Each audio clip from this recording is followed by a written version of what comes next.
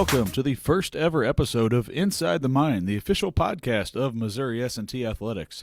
My name's Patrick Murphy. I'm the Assistant Sports Information Director here at S&T, and I'll be your host this season as we take you inside Miner athletics and talk with student athletes, coaches, administrators, and alumni and discuss all things about the Miners. I feel like we got a good first show today. Since this is the first episode of Inside the Mine and we're starting this in the month of December, we would be remiss if we didn't recap where we are to date so far and talk about the fall season and the early going of the winter sports season. So we'll go ahead and jump right into that. But before we do, I'd like to bring in the co-host for this episode. He is a COSIDA Hall of Famer, member of the class of 2021. He's been at Missouri S&T for 31 years. Please welcome my boss, the Sports Information Director, John Kean. John, how are we doing today? I am doing fine. I am here, folks, by the way, back behind these monitors back here. We have a wide shot here in this podcast here where I'm back here in my desk here behind two monitors, and Patrick's over by his desk over there with laptop and a monitor there. So we're kind of like hidden a little bit, but he has a camera more directed on him than I do on me. But I am back here, folks. Don't worry. You'll hear my voice, plenty here during this podcast here today. But yeah, we're almost here to mid-December when we're doing this here, and we've got a lot of stuff going on. But your predecessor was here over the weekend, Claire Johnson, and I mentioned to her that we had a home event every weekend in the months of September, October, November. Yeah. So the first weekend of December was the first one we did not have a home event to deal with on a weekend. Well, time flies when you're having fun or staying busy, something like that, right? Well, a little bit of both in this case, I think. Yeah. We had a lot of fun moments in the fall, though. I will say that. Oh, absolutely. There was lots of moments, lots of history made this fall, and so we'll go ahead and jump right into it with our fall sports recap. We'll start with the men's soccer team. They finished the season this fall with a 6-8-2 record overall, 5-7-2 in the GLVC. Picked up a win. Was it opening day? Win over number 19 Northeastern State? Second game of the season. Yeah.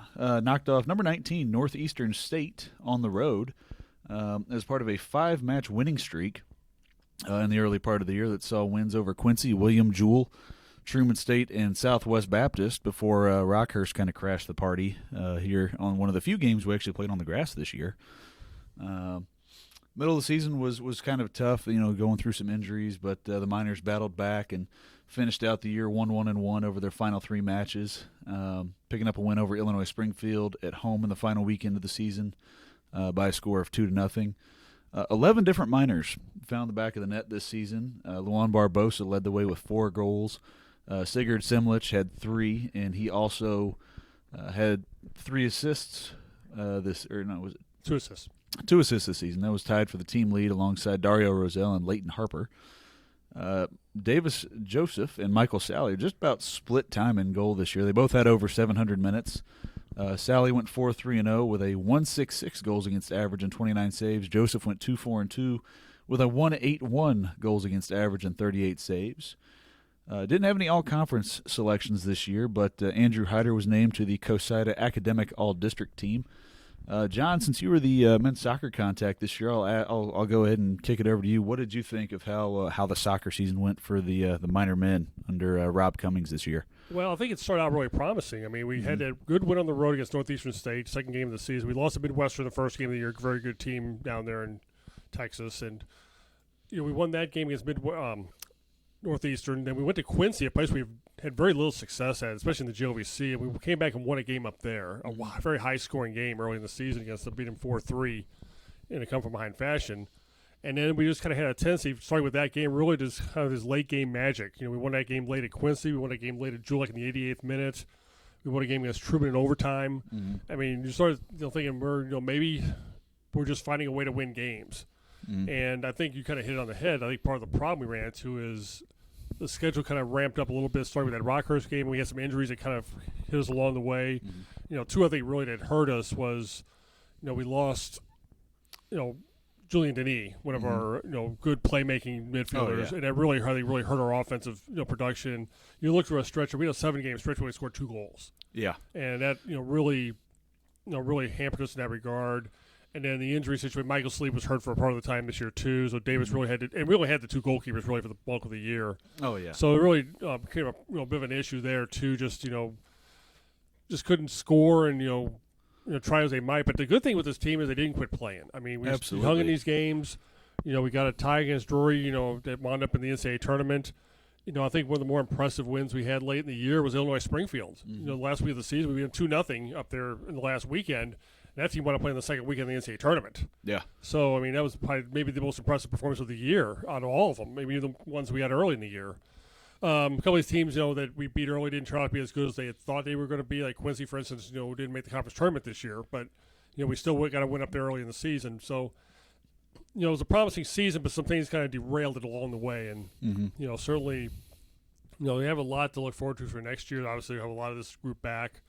We'll have to replace, obviously, guys like Julian Denis and Juan Barboza and people like that. But there's still a lot of promise with this team going forward.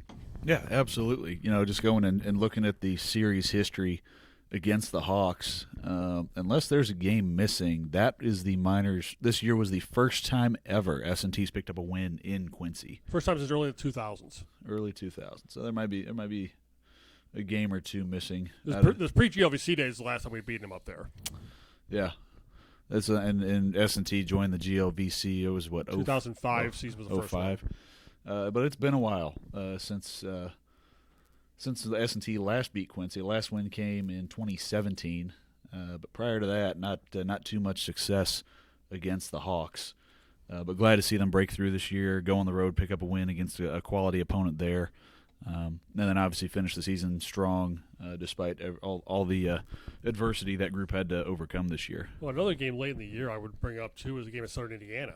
Mm-hmm. That was kind of a shootout game there, just kind of like the Quincy game was early in the year. And we scored a goal very late in that game to tie it in regulation time. After we gave up 2 goals within 10 minutes to go in the game in regulation time to fall behind, we've managed to get a goal before the end regulation time to get it tied and, get a tie that afternoon 3-3 out there. So, that was and that's an opponent that the last time we played them after we lost, I think 6-0. Yeah, I remember watching the stream and the live stats for that game. There was a lot of goals in really quick succession in parts of that game. I believe S&T scored first. Julian came back and scored 51 seconds into the game. Right. And then it was back and forth. So USI took the lead with 8 minutes left, and then Gabriel Ontiveros in the final minute hit, sent them to overtime, and that's a going up to Evansville. That's always a tough place to play. It's Southern Indiana's got a really good programs across the board over there. And that was coming 2 days off a game at UND against a team that just finished in the Final Four over the weekend. So and losing 4-0 in that game. So it's always tough going on that Indianapolis swing, dropping the first game of the weekend, and then having to find a way to regroup and come back and. Find a way to salvage the weekend on that Sunday. So we'll go ahead and move along, talking about women's soccer next. And, boy, what a season Joe McCauley's group had this year. They turned in a 9-6-3 mark overall, 7-4-3 in the GLVC. We're back in the postseason for the first time since 2014. That was the year that they advanced to the Great Lakes Valley Conference Championship match against former league member Wisconsin Parkside after a PK shootout against Quincy in the semifinals that year. But this was a really record-setting year for the Miners, and one of the best seasons in program history, I'd argue. They posted their first unbeaten season at home in program history, had a single-season record, 12 shutouts this year. 3 all-GLVC selections. Goalkeeper KK Steins was a first-team honoree with Sydney Gratz and Danielle Hopkins also receiving accolades. Sydney Gratz was also named to the COSIDA Academic All-District team this after the season. And there was whenever S&T held the opponent's scoreless, good things happened. It was either a win or a draw. There was 3-game winning streaks over the course of the year. Miners picked up wins over Illinois Springfield, a 1-0 win at home over McKendree in the game that mattered this year because S&T went and played the Bearcats in Lebanon, second game of the year, and lost in overtime on a PK. And had several offensive outbursts this year. Had a 5-0 win on the road at Jewel, 4-0 win at home against SBU. As we mentioned, several scoreless draws this year. I think we had, 4 or 5 games this year that ended up in 0-0 ties. We'll go Three. ahead and count them up. 1, 2. We had 3. At 3.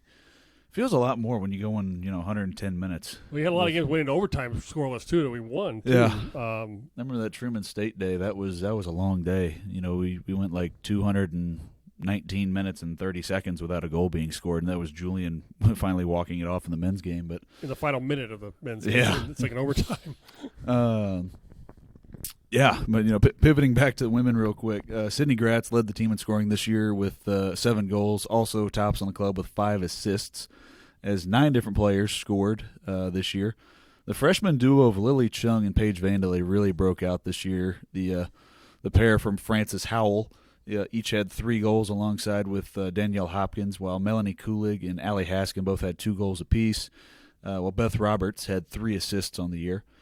In goal, it was all KK this year. She did it all. Over 1,500 minutes of action, a goals against average of less than 0.9, had 75 saves and recorded 10 solo shutouts. Finished her career in the top 10 all time in career saves.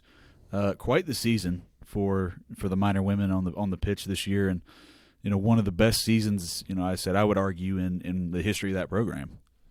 Yeah, it certainly was that. In fact, I brought that up I've been working on a series, of course, over the last year or so with the tying with the university's 150th anniversary. Yeah. And when I had the men's soccer story about their 2010 season, I had brought up some of the top women's seasons, as a sidebar to that story. One of them, of course, brought up was this year.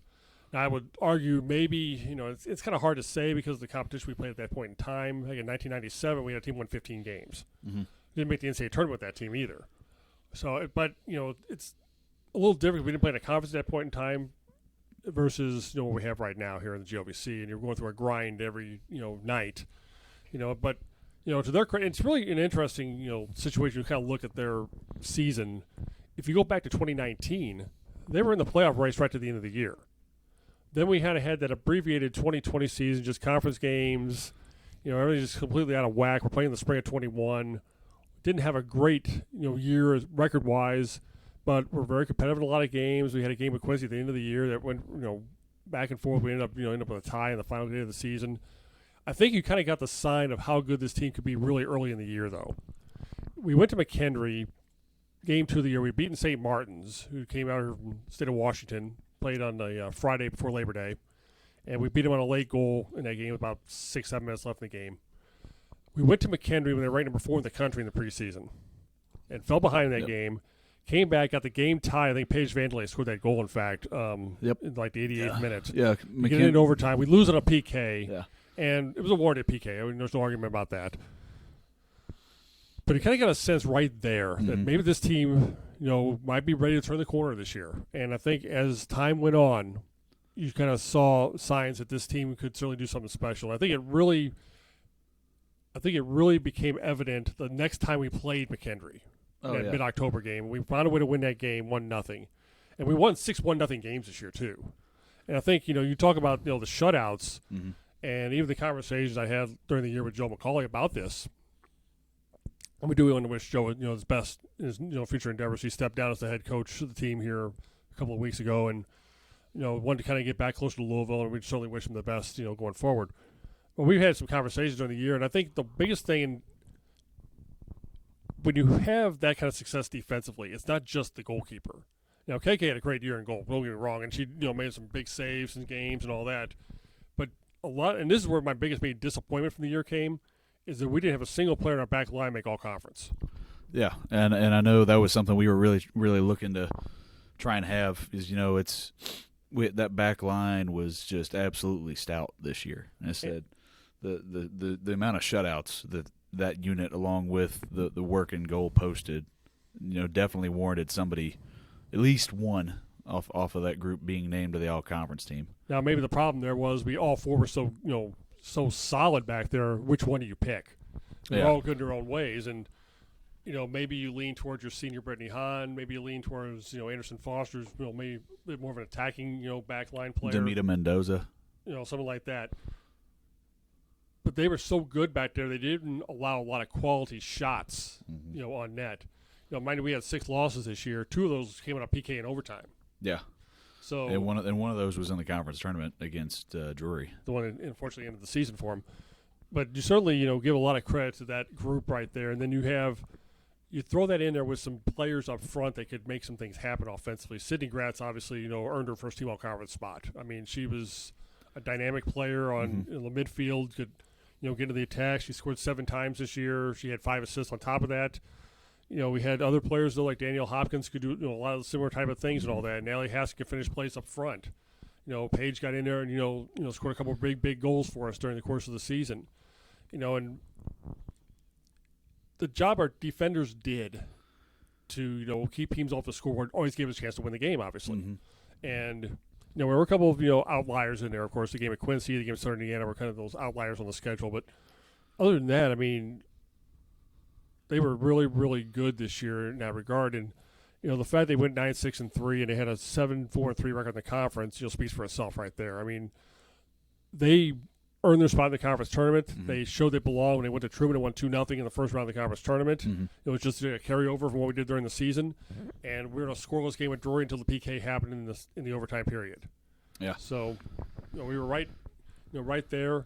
And the good thing, too, is that by and large, a good percentage of the team will be back next season. Yeah, it'll be under a new direction of a new coach, but it'll be an opportunity here to continue to build on what we've done here, and maybe start moving things, in a direction where we could become one of the better teams in the league here over time. Absolutely, yeah. No, there's a lot of that group coming back. Obviously, KK Steins has exhausted her eligibility after a 2-sport career here at S&T. Also a member of the women's basketball program for four seasons. Like I said, we'd also, like John mentioned, we want to wish Joe McCauley all the best in his future endeavors and thank him for all his time here at the helm of the Miners. The winningest coach in program history and the longest tenured coach in program history. I believe he had 65 career wins. Something like that, yeah. That sounds about right. But definitely want to thank Joe for all his time, everything he did, all the effort and passion he invested into the program here. And we'll certainly miss him, but we're also looking forward to seeing who steps into that role next. And we'll be sure to have them on the show at some point and introduce you to them as we, conduct that search and figure out who the next leader of the women's soccer program will be at Missouri S&T. Now, looking back at one more thing on KK real quick here, she was the first goalkeeper, by the way, to finish the season with sub-1 goals against average in 8 years, and only the 4th in program history. Finishing with 0.82 goals against average this year. It's a good year. Yeah.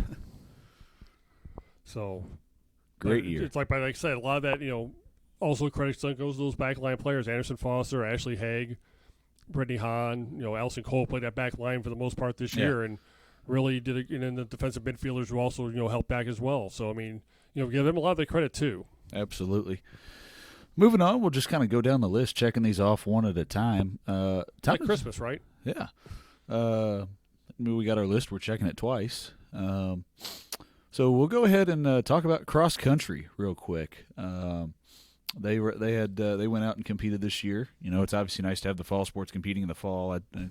I know how it was for me last spring when I was at Jacksonville. I can only imagine how it was here, trying to do everything at once.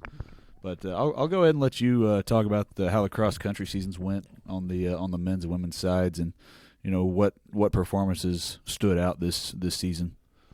Yeah. Well, first of all, cross country was one of the sports that actually did compete the fall last year up here. But it was kind of a different format a year ago where they were just doing conference only stuff. And the 2020 format was we did a triangular meet with Drury and Southwest Baptist to start the year, and then we did a West Division meet, and that was turned kind of the format for the conference championships a couple weeks after that.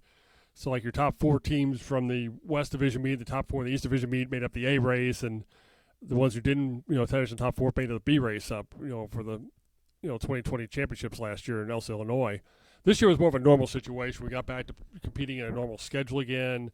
We really didn't go to a big meet early in the season necessarily as far as number of teams involved in it. We opened up a year at Southwest Baptist, a 6-team meet down there. Then we had a really good performance at Columbia College in mid-September. Our men actually won the meet up there out of 17 teams, and the women finished 7th overall. But then they went out the following meet, which was the first weekend of October. They went down to the Chili Pepper Festival and the College Division meet and finished 4th in a meet that had 30 teams competing in it. And the men's team, didn't quite do as well there, but they came back the next week at the Board Award Championships over in Illinois and finished second out of 9 teams over there. So you can see, and the women finished third at that meet, by the way, too.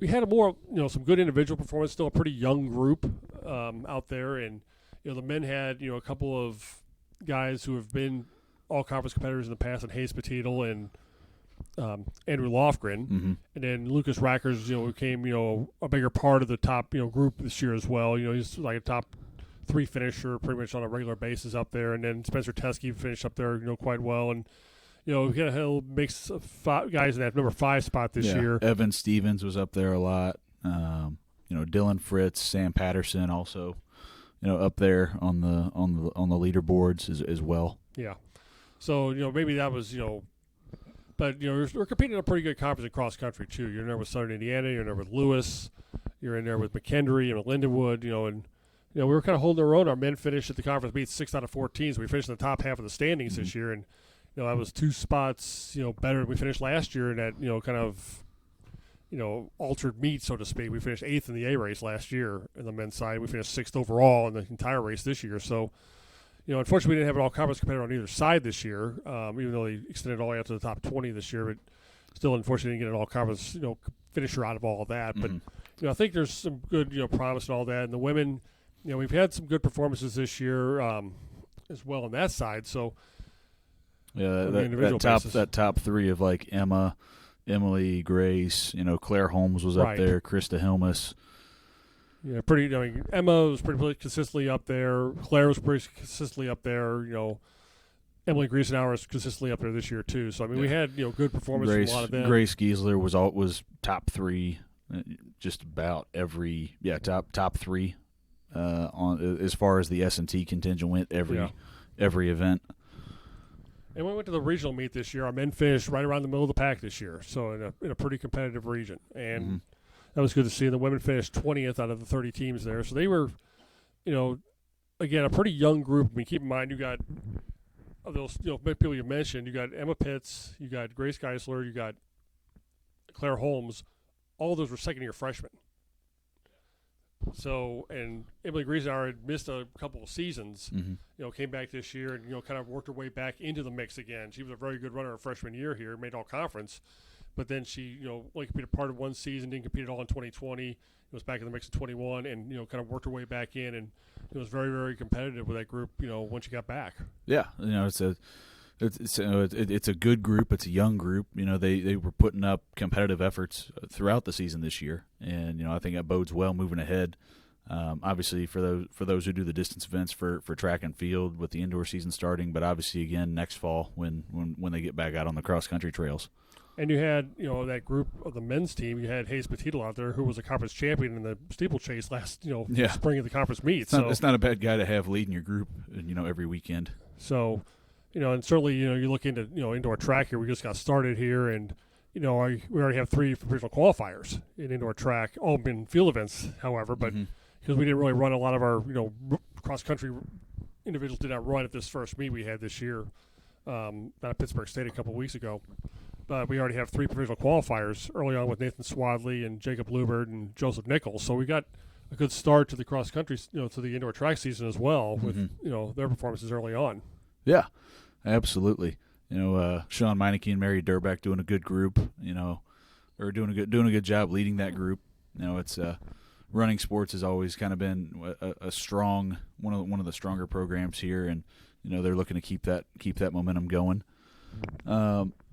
Next one in line is going to be, we'll talk about golf season real quick. Miners competed 4 times this year out on the links.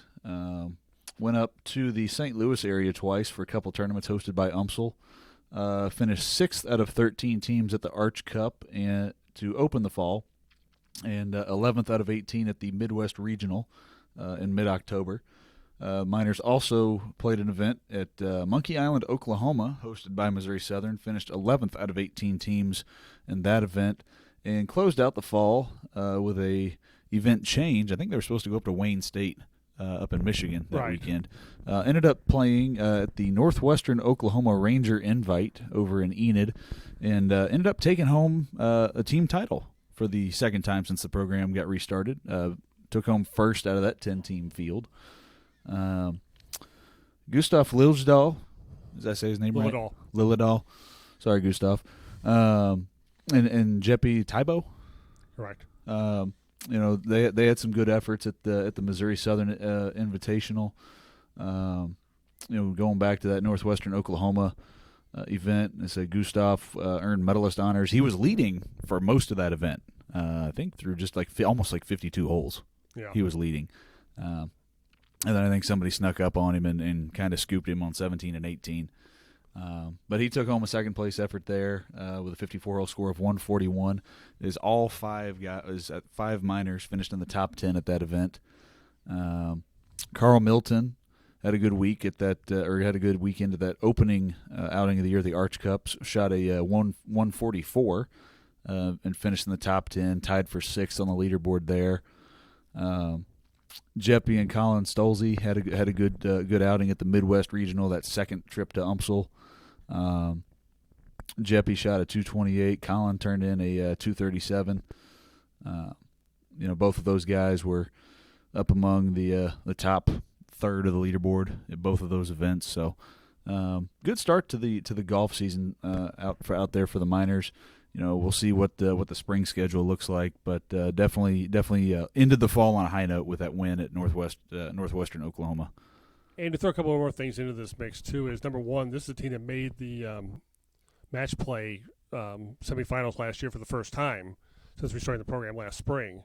So certainly that's a good springboard to that with the way they finished the fall season going into the spring. They'll start back up in March. You also have Carl Milton, who was a regional competitor last year at the NCAA level, won the medalist honors of the conference meet. And, Carl is a pretty consistent player for this team, and, hopefully you have another, strong spring and, could lead to, big things for him, going forward. And he has a little bit of, help too, because, Gustav's played, pretty well in the fall too, and, Jeppe is a transfer, into the program. He played pretty well as, also. So they've got some, some people that could really, make this team very dangerous going into the spring here. Maybe make another run at a spot in the match play semifinals. Yeah, absolutely. And it's you got your group that's going to go out there. Blake Heimberger saw some action this fall, as did Fat Ho Young, along with Nihal Shah. So there's definitely some depth to the group that Chad Green's got this year. So we'll see who kind of makes that weekend 5 when we get to the spring. He likes the competition out there to see who's going to, get the opportunities to compete at the meet and then, compete in the meet itself. So, certainly I know he likes that, element of it to try to, make just the best possible team he can. Absolutely. It's about finding the best guys who are going to go out there and shoot low. And, I think, they took a few extra guys to that final event and got to see, a lot of good competition from everybody. And, so we'll see if they can keep that momentum from that meet and take it into the spring season when they get back going. So, moving along, we'll go ahead and talk about volleyball season. The Miners were picked to finish first in the GLVC West again after taking home the West Division Championship this spring, and they just missed out on doing so this year, finishing second to Rockhurst. Kind of came down to the final weekend of the regular season. Miners dropped a home contest to Rockhurst, and that kind of ended any hopes of winning the West Division this year for a second straight season. Yeah, it was a year where the expectations were a little bit different because they were picked to win the division coming off of a division championship last spring. And again, their season was one that they moved everything, from the fall to the spring with the the pandemic back in 2020, and but they had a good 2021 spring season and got to the championship game of the conference tournament. So certainly the expectation levels were obviously raised with that performance. And early on, it looked like they were going to have a chance to maybe meet those expectations, but they had some hiccups in the middle of the season that I'll let you talk about a little bit here that kind of knocked things off track a little bit along the way. Yeah, that group did finish with a 9-11 mark overall this year. Went 12-6 in the GLVC, posted a 10-3 ledger at home in the fall of 2021, and made the postseason as the number 4 seed in the tournament. Had a trio of all-conference selections. Peyton Ganaway was a first-teamer. Jordan Burton, who was freshman of the year last spring, and Shelby Ply were both named to the league's second team. Peyton was among one of the league leaders in kills. She finished with 427 this year and had 60 service aces, which led the league by a mile. Jordan Burton had 296 kills. Shelby Ply had 252 and hit 324 this year, and also had 94 blocks on the defensive side of the ball. That was second only behind Kieran O'Boyle, who, despite leading the league in blocks, did not garner an all-conference accolade. But she did finish the year with 128 blocks, 26 solo efforts. Both marks led the GLVC this year. Miko Pearson led the team with 430 digs. Hannah Mergel and Katarina Saris kind of split time at that setter position early in the year. Mergel kind of took over about 12, 14 matches into the season as the primary. She finished just shy of 1,000 assists for the year with 981 and also had 62 blocks. Like John mentioned, they did have a few hiccups throughout the season. Avery Reed went down with an injury. That was a big piece of that offense that went missing. But she still has that year of eligibility left with the everything going on with the pandemic. So we'll see if she takes advantage of that and comes back and closes out her career on her terms. And then there was also some health and safety protocol issues that came up throughout the year, and we weren't the only ones that had to deal with that. There was everybody everywhere dealing with things related to the COVID-19 situation that's still going on.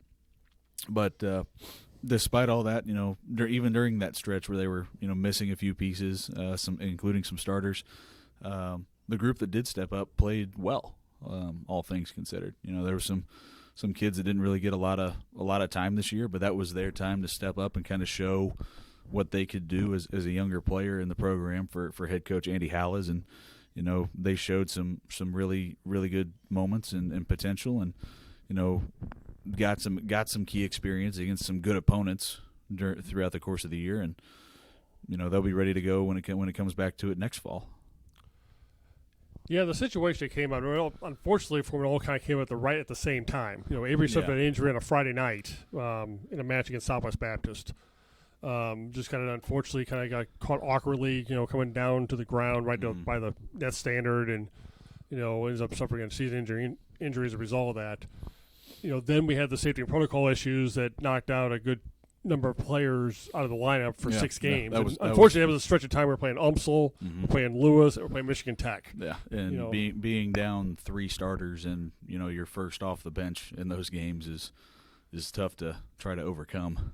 So but they were able to win a couple of those games in that stretch. So they did get a conference win against Illinois Springfield. They did get a win, during the crossover tournament when they knocked off Saginaw Valley State. So they were able to muster a couple of wins out of that.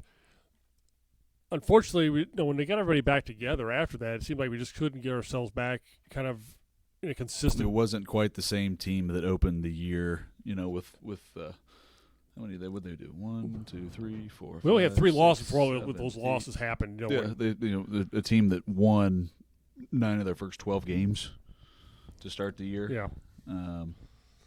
And the thing was, it was more of an up and down, inconsistent, kind of performance when, we got the whole team back here, minus Avery Reed because we didn't get her back. And that, in talking to the Andy after one match this year, and unfortunately this came right before the injury happened to Avery, is he kind of looked at her as like the X factor in this team. If she plays well, we look really, really good. And I think, he really kind of stood out in the Drury match that we had here at home in late September, where she had a terrific game that night. And you look at the results after, we really get all those back in the players back into the lineup. We had a match against McHenry, went 5 and got beat out there. We lost against the UIndy that we beat earlier in the season. We had a couple 5-set matches that, Southwest Baptist towards the William bottom of the Jewell. Conference. Still won 6 of 9 to close out the regular season, but it wasn't, winning those 6 the way you expected them to win that 6, especially after how they started the year.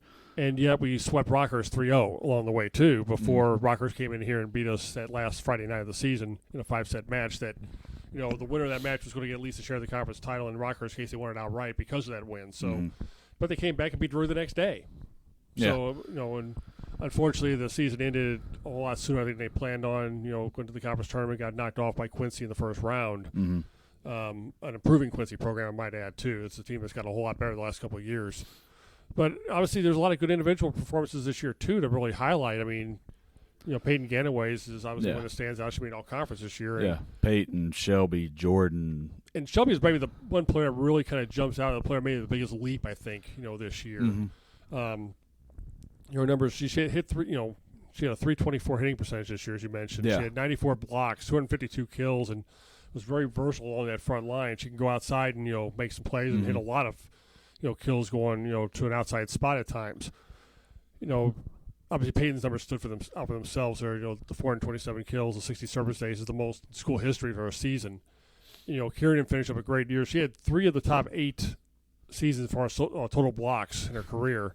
She ended up this year with 128, 126. Yeah. So, and then 28 solo blocks. Yeah. So I mean, she was just a solid player throughout her career, and that's a group that they were all freshmen. Pretty much. I mean, she was Lexi, Avery, were all freshmen together.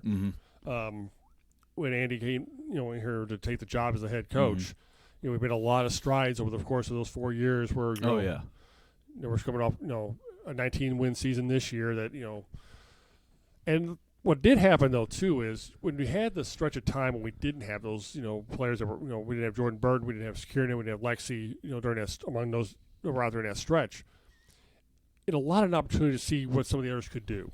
Yeah, absolutely. We saw Madeline Mason a lot in that stretch. We saw Abigail Whitaker a lot in that stretch. Madison Offerman, we saw a lot in that stretch. We've got to kind of find out a little bit more where our future lies there.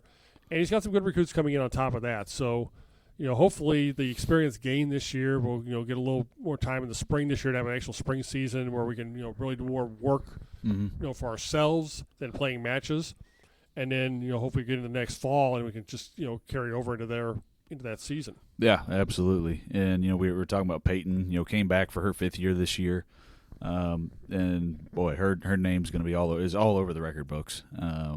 When at the end of the day, when all's said and done, she's going to finish 2nd all time in kills with 1,543.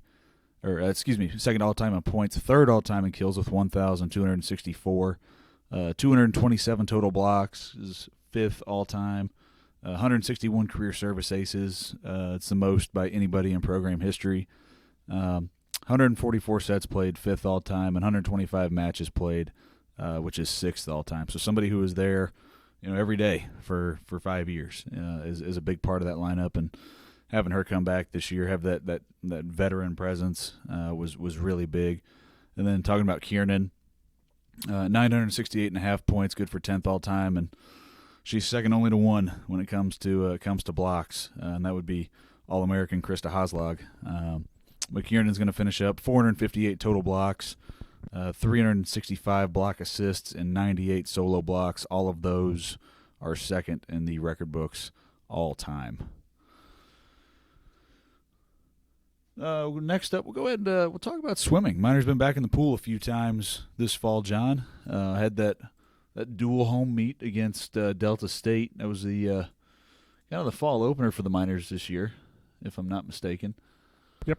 And then we have another meet coming up this weekend. We're recording this on a Monday here, and we have a meet coming up on a Friday, so we'll have another opportunity to see them here before the Christmas break.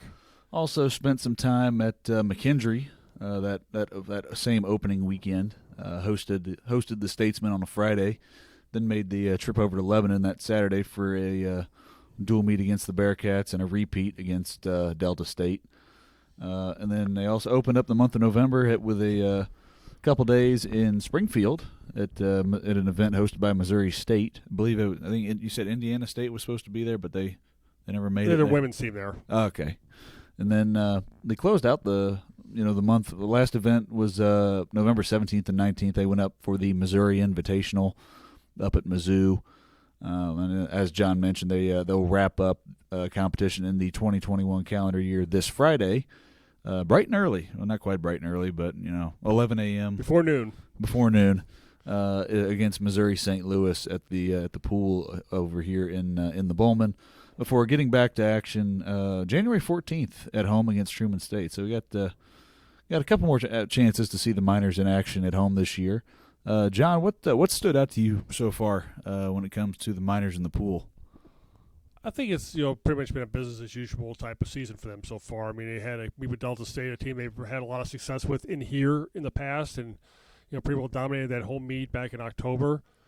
They had a very good performance at Mizzou. I mean, that meet up there, they were in the middle of the pack of the teams. It was basically a Division I list of teams there. I mean, you start looking at Mizzou, BYU, Northern Iowa, Nebraska, people like that were all at that meet, and we finished fifth at meet that weekend. So that was a really good performance. Actually, like a Wednesday, Thursday, Friday meet. So they had a very good performance there, and we got 7 NCAA provisional marks along the way too, which was good to see here early in the season. Like to get some of those marks out of the way, and then try to improve on them during the course of the season, or certainly add them in other events, and so we'll have other opportunities here coming up here in the second semester to do so, particularly at the conference meet. Doug Grooms' squad's been ranked in the top 15 right throughout the early going of the season. Preseason, number 15.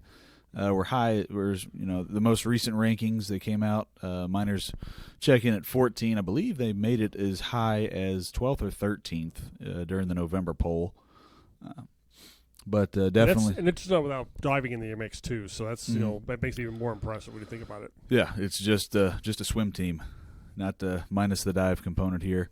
But definitely some strong showings in the water, and they got 3 more opportunities to compete this year before the Great Lakes Valley Conference Championships open the month of February, and then see how they do at that meet, and then see who qualifies for nationals come March. And the ones who have qualified, or at least made the provisional mark so far, Andy Huffman's done so. And he did in the 400-yard individual medley. Nolan Fergus, made his mark, in the 100-yard butterfly.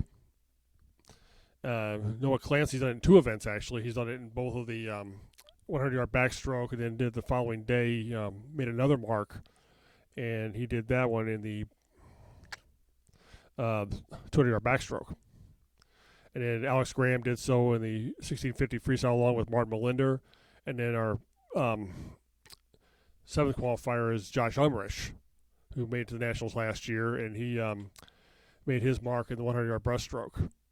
So it's a good variety right there, which gives you a chance then, if you can get them all to Nationals, that you could get a medley relay team, free formal medley relay team in there too. Absolutely. More chances to compete, more chances to try and bring home a team title or an individual title when it comes to that point in the season. And, of course, a couple of them won conference titles last year. Andy won one, and Josh won one last year. And so certainly, opportunities are out there in the second semester here to try to really add on to what we've done so far. And, I think, like I said, I think where they are right now is kind of where you might thought they might be right now. I think there's still possible. Some others are very, very close to marks that we can still get here the second semester. And, it's, right now you just got to, train well through the break. You're going to be right back at it here December 28th when they get back to school here to start training again. They'll have a training trip here in January, and then we have our next home meet on the 14th. I know you briefly touched on it earlier when we were talking about cross country and everything. But is there anything else you wanted to add about the indoor track and field? I know we just got the season going, and there's been a couple of events. But is there anything else you wanted to add talking about the men's and women's teams? Well, at this point in time, keep in mind they're the defending conference champions. They won the last indoor championship in the GLVC back in 2020. They didn't have one in 2021. So, but we again had the 3. Provisional qualifiers we got in the first meet, but had a very good first meet at Pittsburgh State. We had 14 top 10 finishes on the men's side. We had 1 on the women's side, and that was really without a lot of our distance runners even competing in that meet. So, I think certainly is a very promising season here for this this team here once we kind of get going here in the second semester, and we'll be off for a little bit of time here because we won't compete again. I think until the 21st of the Central Missouri Invitational on the 21st, and then things kind of pick up from there. It'll be pretty much weekly until the conference meet. Mid January through mid February or into February with the conference meet. But you just got to those individuals just got to continue training well going into the second semester, and then it'll be just competition one week after another to go to the conference meet, and then we'll take a short break of sorts from competition. Outside maybe those who are going to nationals, if they do qualify in D for it, and we get into the outdoor season. So. Yeah. Well, we'll go ahead and I think it's just about all the fall sports outside of football, and then we'll touch on men's and women's basketball briefly. On the gridiron this year was kind of a mixed bag, so to speak, of results. Miners did finish with a 6-5 record. Went 4-3 in the GLVC. 4-2 at home, 2-3 on the road. Had a lot of high-scoring outings. Scored 30 or more points in 9 of their 11 games this year, including a 71-0 win over Arkansas Baptist. Also saw the program's first ever win over Indianapolis, and boy, what a game that turned out to be. And we thought we'd seen a comeback for the ages then, but little did we know what they had in store for the regular season finale. I'll let you touch on that in a moment. So what do we have, 17 all-conference selections this year? Yeah. Had 10 guys make either the first or second team, seven honorable mention selections. Breon Michelle had a 1,000-yard receiving season. Ben Stratman set the single-season record for both tackles for loss and sacks. Had 4 COSIDA academic all-district selections. Cameron Clemens was a D2 CCA All-Super Region 3 honoree. John, I'll let you kind of take the lead and talk about football. There was a lot that happened this year with that group. That's a season that's kind of hard to determine where to begin. Certainly they came in with very high expectations this year. They had a lot of people who came back out of the COVID year. I think they had 13 fifth-year seniors on this roster this year, and certainly had thoughts that they could make a run at the conference championship and all that, and a big year and all that. And then things kind of got knocked off course a little bit right out of the gate. They lost to South Dakota School of Mines on opening night. A game I think they kind of thought they'd go up there and win, and they didn't. Just got outplayed that night. We made too many mistakes early in the contest, and South Dakota School of Mines took advantage of them, to their credit. But you just look down the line every game. Something crazy happened about every week, it seemed like, during the season. You had the game against Wayne State. Yeah, went down.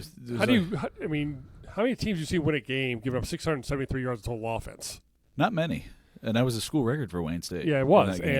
But in that game, we made some plays that really kind of changed the tone of the game. We had a block punt. Mm-hmm. We had an interception in the end zone that thwarted Wayne State's scoring drive. We stopped them in overtime on their possession on downs. I'm not sure if they just didn't have enough confidence in their place kicker at that point and not attempt a field goal in that situation. They went for it on fourth down. We stopped them. We got the ball, went down and scored and won the game. Breon Michelle had a monster game that day, one of a couple he had during the course of the season. 234 yards receiving. Yeah, I think you knew that you were in for a wild one that day because it was a 35-point first quarter.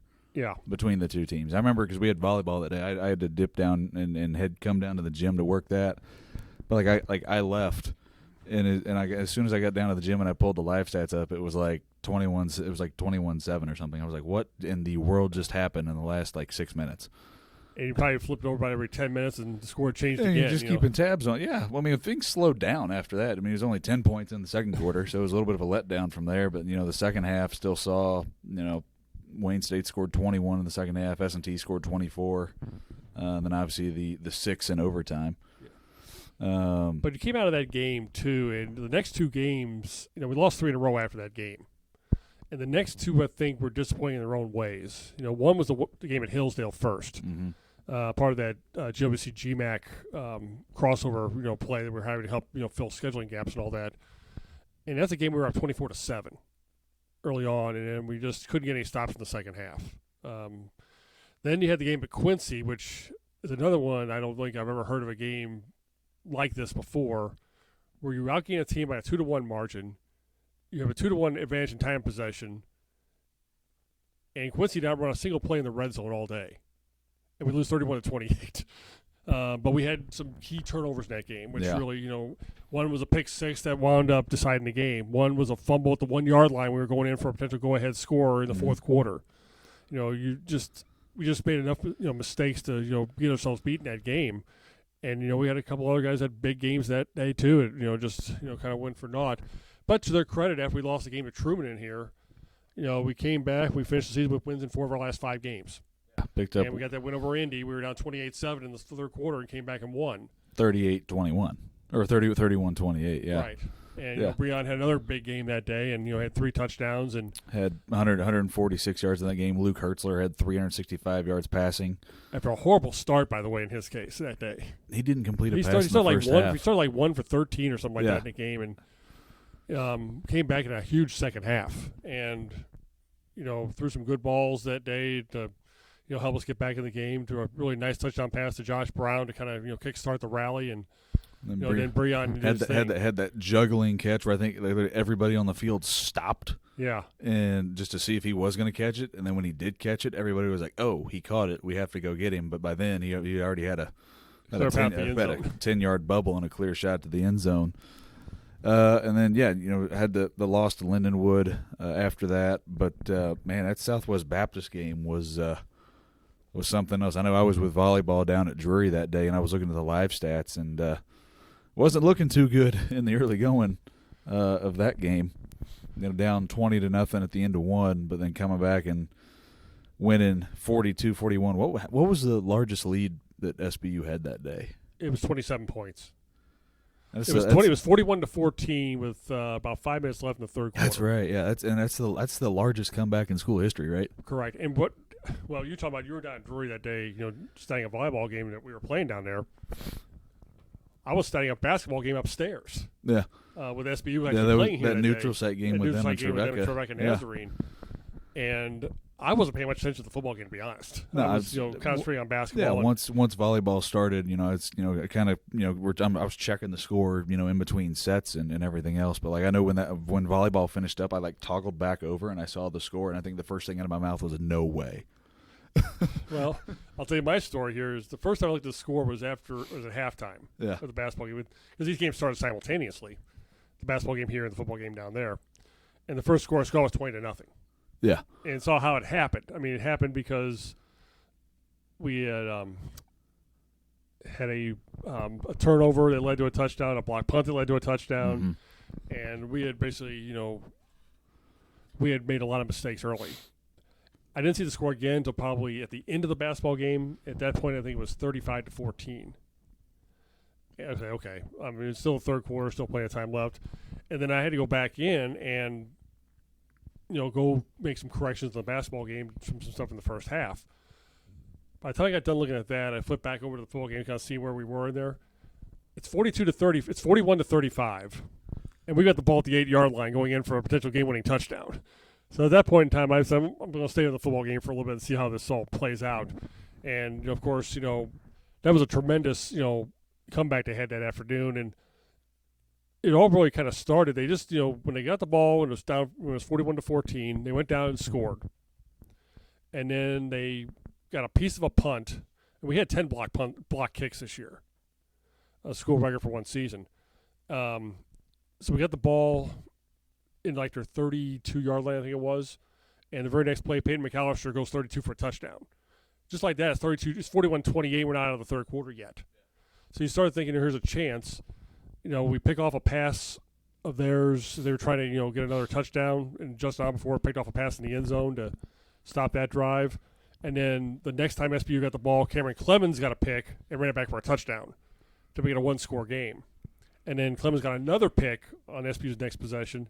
I mean, how many times have you heard a quarterback throwing 3 interceptions in the fourth quarter with the lead? I guess that's what happens when you don't trust your running game.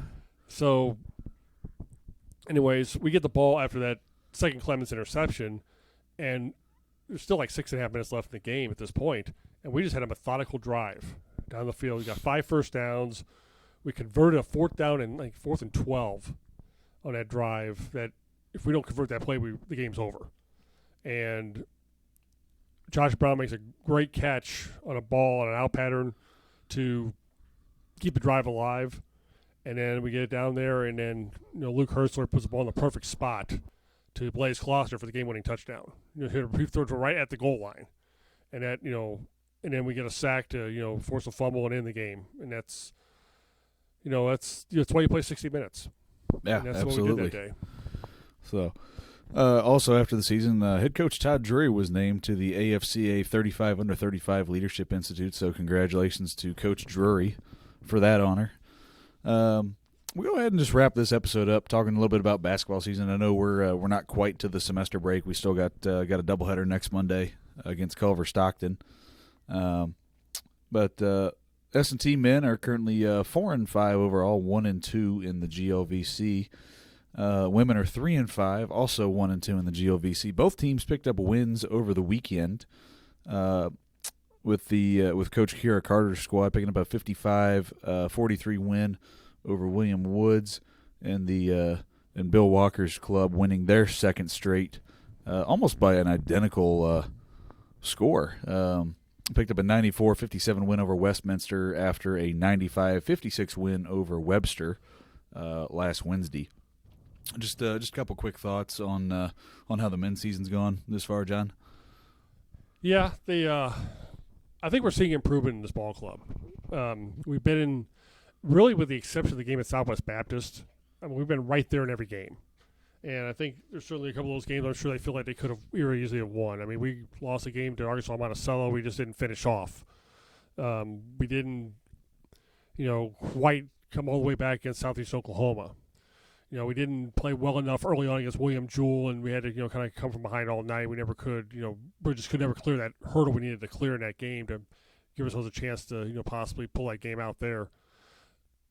But I think we're seeing improvement. We're seeing a lot of scoring. Julian Smith's having a terrific year right now. He, passed the 500-point mark last week in just 28 games in his career. Yeah, tied for the second fewest amount of games to reach that mark, right. And he's gone for 20 in 3 of the last 4. And he's averaging 19.6 points a game right now on the season, which is, he's going to be, our big scorer. We already know that, obviously, from, the last season and into this one. But I think we're getting more contributions from some of people. Caden Froby's, picking up his scoring a little bit out there. I think Kevin Lagarde, even though he hadn't scored the last 2 games, I don't even think a shot the last 2 games. He's kind of like an instant offense for us off the bench, though. If you really look at his numbers in those games that preceded it, outside of the opening game when he started, he's come off the bench and scored double figures in every game outside of that. So he's kind of shown he can, definitely produce off the bench for us, and that's what you kind of needs. You need somebody can come into the game and actually, kind of keep the ball rolling a little bit. Alex Stroding, transfer to the University of Colorado, is great ad. Yeah, is give us a little more of an inside presence on the offensive end of the floor, and it's a team that's kind of rounding into form now. We'll get a better test, I think, with Culver Stockton. This is a very very good team, coached by Rockhurst product Aaron Hill, who was a terrific player for them years ago, probably a decade and a half ago. They'll be a good test for us before the break, and then we get right into conference when we get back. We got Rockhurst, our first opponent, January 2nd. We resume GLVC play, and then we'll have UIndy and UMSL after that. We have a tough stretch of games coming up after that one, too, with UIndy, UMSL, Truman, and then again with SBU not long after that. So a lot of those coming at home, though, so that'll help as well. Ryan Parker and Micah Johnson also been some big pieces as well. And Micah just came off his best game as a minor scoring-wise. He had a 15-point outing on Saturday, and Ryan's had a couple big outings for us, too, on the scoring side against Drury and against Trevecca Nazarene. So, I think just, obviously some, signs that, we're going to, be right there. We just, I think it's just a matter of gaining confidence. And then we'll finish games off, where those close games. Yeah. We're going to talk about the women's squad real quick. Like I said, they just picked up a win over William Woods. They went 1-2 that opening week of GLVC play. Picked up a 74-62 win over William Jewell. Opened up the regular season with a 115-50 win over Blackburn. Most points scored in a single game in program history, just eclipsing a mark. I think it was the Westminster game about 3 years ago by about 3 points. I think it was 112 in that game. But no, Laura Rodriguez, again, leading the team in scoring, 14.4 points per game, 26 minutes a night, shooting over 40% from the floor, 35% from beyond the arc. It's kind of her assist numbers have gone up lately over the last couple games. Had 3 in that win over William Woods, had 4 in that win over William Jewell. Tell you who's really been, I'm sure, a pleasant welcome to the team is Caitlin Roberts, who was filling in for Alex Kerr to start the year. The freshman from Edwardsville, Illinois, 9.3 points per game, second on the club, 7 rebounds a game, 10 assists from her post position, but also 23 blocks, which is, tops in the league and also among the national leaders in that department.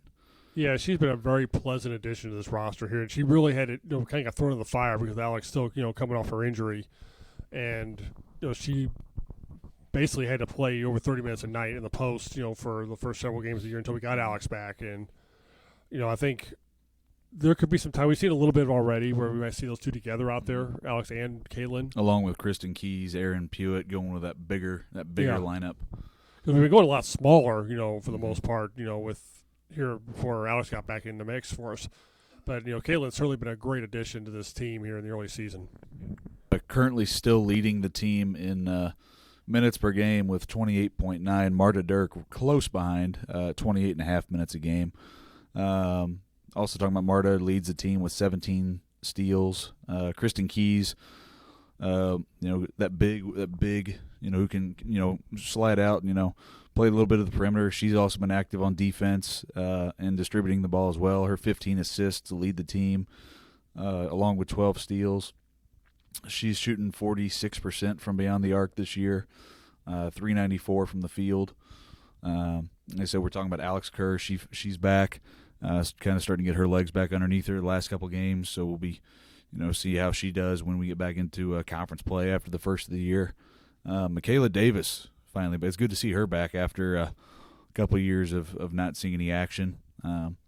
It's always getting her, that spark off the bench, that defensive presence and being able to distribute on offense with her, 13 assists on the year. So definitely a young group this year. They got 6 freshmen on that squad, but also some definite veteran leadership with that senior group with Laura, with Alex, Keys. You got Aaron Pewitt, Jada Linsmith, who were around last year. Played a lot of minutes last year, too. A lot of minutes last year, and they're both, Jada's been, the starter this year. Aaron's kind of been that, that sixth man off the bench so far this year. So, yeah, there's a lot to look forward to with that group. I think, turning the corner into January, obviously, be another good test Monday against Culver Stockton, but you jump back in against Rockhurst on the 2nd, and it's all gas, no brakes through the end of February. Yeah, they got a pretty busy January. Both the men and women do. When you look at the conference schedule, you're going to be playing that first week. You have 3 conference games on Sunday, Thursday, and Saturday. Unfortunately, they don't have a Tuesday night game like a lot of teams in the league. Drury does. I know I was talking with Ed Beach, the SID over there, about that. They got 4 games in that 6 days. Yeah. And then you come back, you play the Thursday, Saturday, and then you come back with a Monday game on Martin Luther King Day, and then you play again on Thursday and Saturday. So you got a lot of games that really, from the 2nd to the 22nd, we're going to play 8 games. Mm-hmm. And some of these league may play as many as 9. So, that's just, it's the conference season right now. Everybody's in the same boat, so you just got to be ready to go every night. And just, one thing I know that, like Bill Walker talked about after the SBU game in particular was we haven't had a lot of time really to kind of work on our own things. We spent a lot of time in doing, game prep for an opponent and not as much time as we'd like to have, preparing for the next, for ourselves, better and running our own stuff. And certainly I think this time right now has been good for us, to kind of do that a little bit. We had those 2 Division III opponents we played last week, got the 2 wins over them. We got a week here. We can work on that somewhat this week here, while we're in finals, and then, play with Culver Stockton and come back and work on that for a couple more days before we start getting ready for Rockhurst. So, we've had some time now to kind of get back to taking care of ourselves a little bit, and just getting better. And I'm sure the women feel the same way. A chance to kind of work on our own stuff here during this, little stretch. Yeah. So I think it just about covers it. We get everything. I think we did. Well, if we missed anything, we'll make up for it in an episode down the line. But we'll go ahead and wrap up this first episode of Inside the Mind. Thank you all for spending some time with us and taking a moment to listen. It's probably be a little bit longer episode than what we normally do, just because we had a lot to talk about today. But moving ahead, we're going to try and look to release an episode, maybe 2 a week, depending on on scheduling and filming and everything else. But at least once a week, starting after the new year for sure. Again, we'll be talking with student athletes, coaches, administrators. You see if we can get some alumni to come and talk with us as well. But like I said, thank you all so much for listening. If you have any questions or anything you'd like to hear us discuss on the show, let us know. Tweet us at Minor Sports on Twitter, comment on Facebook or YouTube, and we'll see. And we'll try to work those into a show somehow.